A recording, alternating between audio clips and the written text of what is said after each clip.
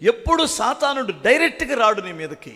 ఎవరినో ఒకళ్ళు ఉసుకొలుపుతాడు, ఒక నష్టాన్ని వాటిల్లేటట్టు చేస్తాడు, ఒక అప్పు నీ మీదకి నష్టం కలిగేటట్టు చేస్తాడు, నిన్ను నష్టం కలిగించే మనుషులను ఉసుకొలుపుతాడు. ఎందుకంటే అంధకార సంబంధులకు లోక నాదులు అన్నాడు. ఏ సంబంధులు? లోకనాథులు. అంధకార సంబంధులు, వెలుగు సంబంధులు కాదు. అంధకారం అంటే వాడు ఎటు వెళ్తున్నాడు తెలియదు, అసత్యములో ఉన్నవాడు, పాపిష్టి కార్యాలు చేస్తున్నటువంటి వాడు. వారు మన మీద ఎప్పుడు దాడి చేయడానికి వాడు ఆయుధాలు వారే. ఈ అంధకార సంబంధులైన నాదులే దుష్టుని యొక్క ఆయుధాలుగా మారిపోతారు.